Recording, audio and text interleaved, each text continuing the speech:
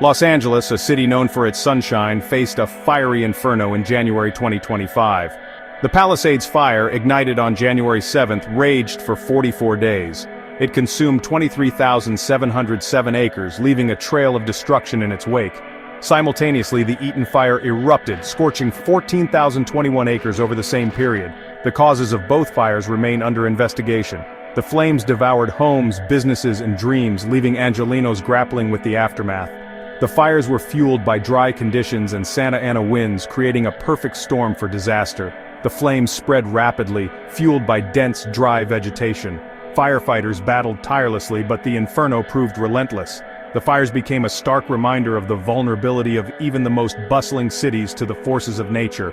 As the fires raged, fear and uncertainty gripped the city.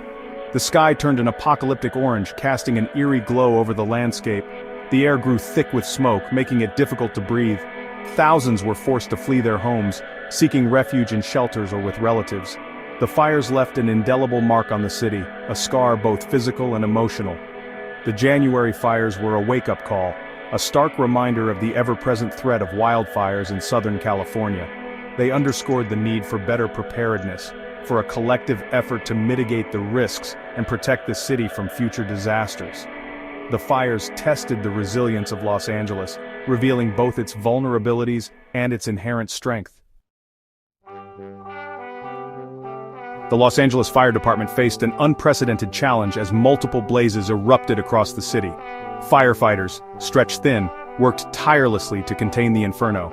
They risked their lives to protect homes and evacuate residents, demonstrating courage and dedication in the face of danger.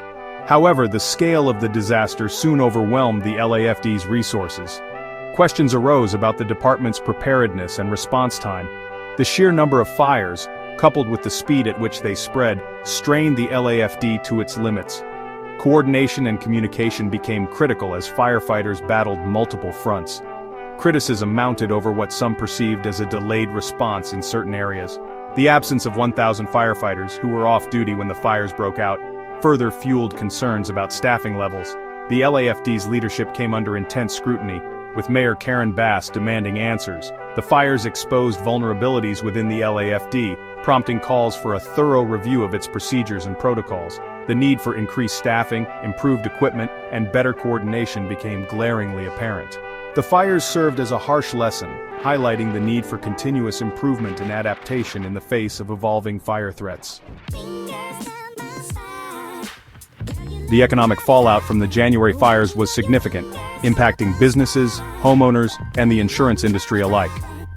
The Palisades fire alone caused an estimated $8.9 billion in lost economic output.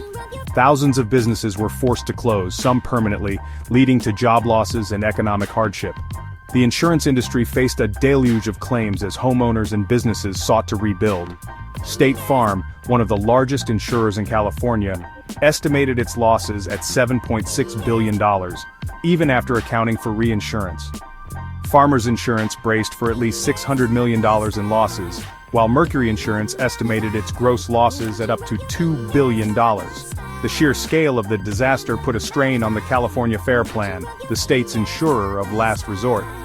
The FAIR Plan faced an estimated $4 billion in fire-related losses, leading to concerns about its solvency and the potential for assessments on member carriers, which would ultimately be passed on to consumers. The fires highlighted the growing challenge of insuring properties in fire-prone areas. The increasing frequency and severity of wildfires have led some insurers to reduce their exposure in California, making it more difficult and expensive for homeowners to find coverage. The January fires exacerbated this trend, raising questions about the long-term affordability and availability of insurance in high-risk areas. The January fires ignited a political firestorm in Los Angeles, with blame and accusations flying from all directions. Mayor Karen Bass faced criticism for being out of the country when the fires first erupted, though she maintained she remained in contact and returned promptly. The firing of Fire Chief Kristen Crowley further fueled the controversy. Mayor Bass cited Crowley's handling of the Palisades fire, including alleged delays in response time and evacuation orders, as the reason for her dismissal. Crowley, however, defended her record, alleging that budget cuts and staffing shortages hampered the LAFD's response. The firing sparked a war of words between Crowley and Bass, with each accusing the other of mismanagement and misrepresentation. The firefighters' union also weighed in, criticizing Crowley's firing as a scapegoating tactic. The political fallout from the fires exposed divisions within City Hall and raised questions about accountability, transparency, and the allocation of resources. The fires became a political football, with various factions using the disaster to advance their agendas. The tragedy underscored the need for unity and cooperation in times of crisis, a message that seemed lost amidst the political posturing and